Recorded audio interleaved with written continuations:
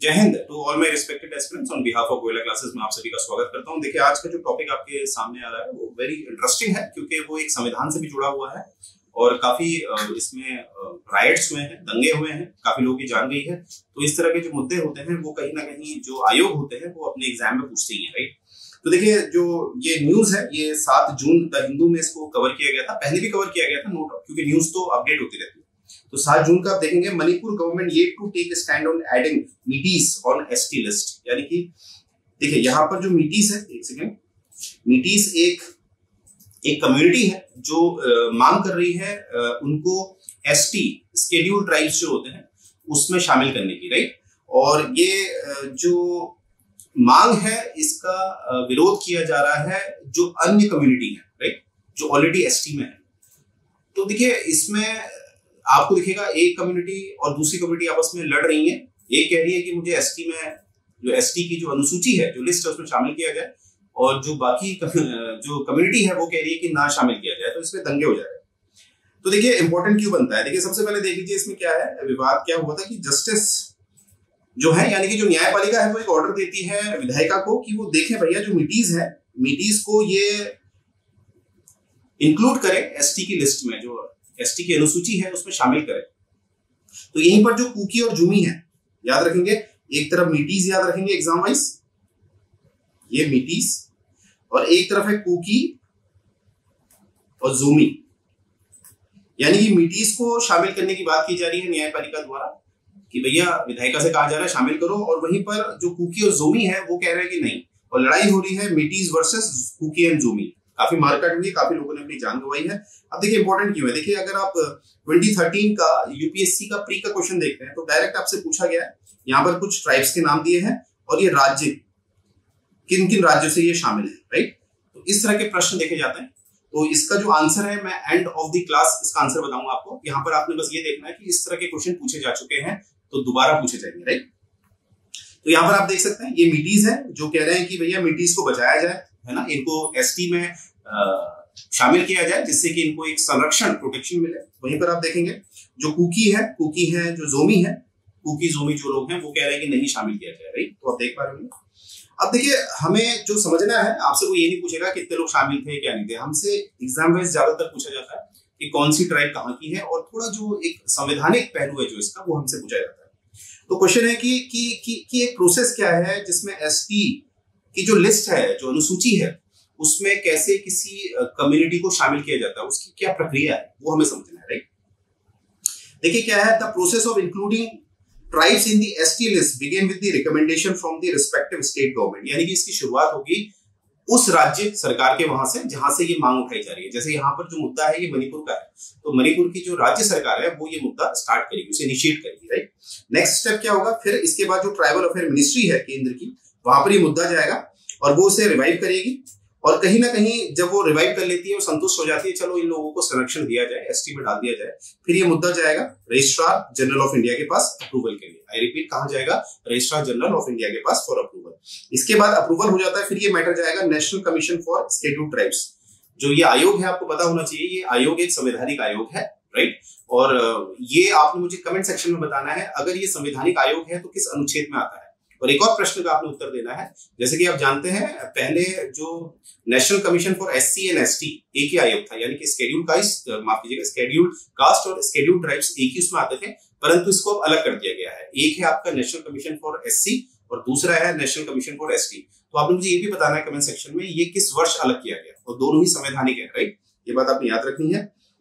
अब देखिए आगे क्या है, अब प्रश्न आता है कि प्रक्रिया हमने देख लिया किस तरह से प्रक्रिया है। आगे क्वेश्चन आता है कि what will be the benefit of inclusion in the ST list. यानी कि कोई कम्युनिटी है, कोई कास्ट है, वो अगर एसटी की लिस्ट में आ जाती है उससे क्या फायदा होता है, उसको क्या फायदा होता है। फायदा ये होता है कि सबसे पहले तो आप देखिए कि जितनी भी गवर्नमेंट की जो स्कीम्स होती हैं, जैसे कुछ गवर्नमेंट की स्कीम्स ऐसी होती हैं जो खासकर जो आरक्षित वर्ग होता है उसी के लिए होती है, जैसे एससी एसटी ओबीसी, इस तरह से, राइट। ये फायदा हो जाएगा। कुछ है जैसे कि आप जानते हैं स्कॉलरशिप दी जाती है, ओवरसीज स्कॉलरशिप, जैसे कोई बाहर पढ़ने जाता है, विदेश पढ़ने जाता है, वहां पर भी स्कॉलरशिप दी जाती है। और एजुकेशन में एडमिशन की बात होती है, उसमें दी जाती है। और जैसे फाइनेंस होते हैं, जैसे कि जो बैंक्स होते हैं, जो रूरल बैंक्स होते हैं, वहां पर अगर आप एक रिजर्व कैटेगरी को बिलोंग करते हैं तो आपको एक जो सब्सिडी दी जाती है वो जनरल की तुलना में ज्यादा दी जाती है। तो ये फायदे होते हैं। और ये देखें, सबसे बड़ा बेनिफिट हो जाता है कि एक आरक्षित सीट आपको मिल जाती है, यानी कि एक आरक्षण आपको दे दिया जाता है। तो ये आपको एक बेनिफिट हो जाता है, इसीलिए लोग इतना इसके लिए फाइट करते हैं। ठीक है, अब देखिए इसका एक ऐतिहासिक पहलू है। अगर आप देखेंगे कि जो शुरुआत हुई थी, ये जो बैकवर्ड ट्राइब्स हैं, जो ये जनजातियां हैं, इनको जो एक आरक्षण दिया गया सरकार में, वो कब से शुरू हुआ? वो हुआ था government of India act 1935। I repeat, government of India act 1935 में इनको पहली बार एक रिप्रेजेंटेशन मिला प्रोविंशियल असेंबलीज में, यानी कि उस समय राज्यों को प्रांत कहते थे। तो जैसे कि आजकल राज्य की विधानसभाएं होती है, उस समय प्रांतों की विधानसभाएं होती थी। तो पहली बार गवर्नमेंट ऑफ इंडिया 1935 के द्वारा इनको प्रांतों में क्या मिला? प्रतिनिधित्व मिला। तो एक ऐतिहासिक पहलू आपको पता होना चाहिए। अब देखिए, संवैधानिक तौर पे देखिए, जो प्रक्रिया मैंने पहले बताई थी आपको, वो एक गवर्नेंस के तौर पर है कि पहले भैया राज्य शुरुआत करेगा, उसके बाद वो जो मिनिस्ट्री है जो केंद्र में उससे रिलेटेड जो ट्राइबल मिनिस्ट्री है वहां जाएगा, फिर रजिस्ट्रार के पास जाएगा, इस तरह से। अब देखिए, बात की जाए संविधान में क्या है। देखिए, संविधान में इसमें क्राइटेरिया क्या होगा, यानी कि इसका जो पहलू क्या होगा, ये डिफाइन नहीं किया गया है साफ तौर पर, राइट। परंतु एक बात याद रखेंगे, आर्टिकल अगर मैं बात करूं 366 के क्लॉज 25 की, देखिए इसमें कितने क्लॉज है, आप जरूर देखिएगा आर्टिकल 366 को, राइट। तो आर्टिकल 366 का जो क्लॉज 25 है, वहां पर जो संविधान है वो केवल ये बताता है कि जो प्रक्रिया है, process to define scheduled tribes की प्रोसेस बताता है कि स्केड्यूल्ड ट्राइब्स को कैसे डिफाइन किया जाएगा। ठीक है, तो यहां पर देखिए क्या बताया गया है। Scheduled tribes mean such tribes of tribal communities और part of group with which such tribal community are as deemed under article 342। मतलब सिंपल सी बात है कि उनको हम ट्राइब्स कहेंगे या स्केड्यूल्ड ट्राइब्स कहेंगे, जो कहीं ना कहीं परिभाषित है अच्छी तरह, जो अनुच्छेद 342 है, आई रिपीट 342 में जो परिभाषित है उसको मानेंगे। तो यहां से हम क्या सीखे कि 366 को अगर आपने अच्छी तरह समझना है तो आपने 366 के, माफ कीजिएगा, क्लॉज 25 को अगर आपने समझना है तो वहां पर आपने आर्टिकल 342 का सहारा लेना पड़ेगा। देखिए, ऐसा होता है संविधान में, एक अनुच्छेद दूसरे अनुच्छेद से जुड़ा हुआ होता है। उदाहरण में एक आपको उदाहरण दे देता हूं जिससे कि आपको क्लियर हो जाए। अगर मैं बात कहूं आपको अनुच्छेद 21 की, जो जीने की बात करता है, राइट टू लाइफ की बात करता है, तो आप ध्यान देंगे उसमें एक और बात है कि आप जो आपकी एक स्वतंत्रता की भी वो बात करता है, ठीक है, लिबर्टी की बात भी करता है। तो अनुच्छेद 21 जो जुड़ा हुआ है वो कहीं ना कहीं अगर आप देखेंगे अनुच्छेद 19, अनुच्छेद 20, अनुच्छेद 22 सबसे जुड़ा हुआ है, राइट। अगर आप उसको एनालाइज करेंगे, ठीक है, उससे रिलेटेड बहुत जल्द मैं वीडियो बनाने वाला हूं, कैसे एक अनुच्छेद दूसरे अनुच्छेद से जुड़ा हुआ होता है, तो उसमें आपको और क्लियर होगा। तो फिलहाल इतना याद रखेंगे, 366 किससे जुड़ा हुआ है? 342, राइट। आगे देखते हैं, अब 342 देख लेते हैं। जहां 342 समझ में आ गया, 366 क्लॉज 25 हमें समझ में आ जाएगा। तो यहां पर देखिए 342 क्या है? द प्रेसिडेंट, याद रखेंगे, राष्ट्रपति में with respect to any state और union territory where it is a state after consultancy with the governor, यानी कि राष्ट्रपति निर्धारित करते हैं किस कास्ट को, किस ट्राइब को एसटी में डाल देना है, राइट।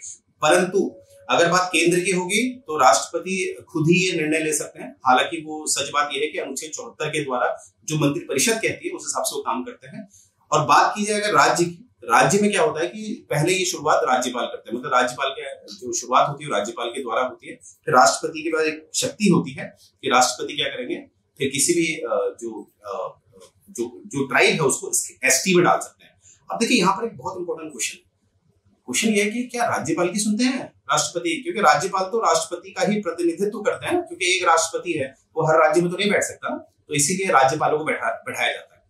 असल में आप जानते हैं, अगर मैं केंद्र की बात करूं तो उसमें साफ लिखा है अनुच्छेद 74 में कि अगर जो राष्ट्रपति है वो मंत्री परिषद के हिसाब से काम करेंगे, वही आपका चलता है कहाँ? राज्यों में भी। यानी कि राज्यों में क्या है, राज्यपाल वही करते हैं जो राज्य की मंत्रिपरिषद चाहती है। तो यहाँ पर निचोड़ क्या मिलता है कि राज्य की जो मंत्रिपरिषद है वो जो कहती है वो राष्ट्रपति को करना पड़ता है, क्योंकि यहाँ पर क्या लिखा हुआ है, राष्ट्रपति राज्यपाल से राय मशवरा करेंगे। आई रिपीट, राष्ट्रपति राज्यपाल से क्या करेंगे? राय मशवरा। तो असल में इसका क्या मतलब है कि वहां की मंत्रिपरिषद के हिसाब से काम करेंगे। तो शुरुआत कहां से होती है? राज्य से, जैसा कि अभी मैंने स्टार्टिंग में आपको बताया था। परंतु याद रखेंगे, नोटिफाई कौन कराएगा, इसको औपचारिक कौन बनाएगा? राष्ट्रपति। ये बात याद रखेंगे कि अगर कोई कास्ट या कोई ट्राइब अगर एसटी बनती है तो उसमें हस्ताक्षर किसके होंगे? राष्ट्रपति के। ये बात याद रखेंगे, वेरी इंपॉर्टेंट पॉइंट। नेक्स्ट, अब मैं बात करता हूं कि देखिए जो 5th शेड्यूल है, जो आपको पता है आपकी वर्तमान में 12 अनुसूचियां हैं। जब संविधान बना था तब 8 ही अनुसूचियां थी। तो मैं बात कर रहा हूं 5वीं अनुसूची की अभी, ठीक है, 5वीं 5th शेड्यूल की। वहां पर जो 5th शेड्यूल है वो बताता है, नियम बताता है कि कैसे प्रशासन किया जाएगा या कंट्रोल किया जाएगा ऐसे शेड्यूल एरियाज को या ऐसे शेड्यूल ट्राइब्स को। यहाँ पर याद रखिएगा कि एरिया भी आता है, क्षेत्र भी आता है, और जो जनजाति होती है वो भी आता है, यानी ठीक है। तो schedule areas, schedule tribes in states, अब कहीं भी किसी भी स्टेट्स में, परंतु आपने क्या करना है, इन 4 राज्यों को छोड़ देना, असम, मेघालय, त्रिपुरा, मिजोरम।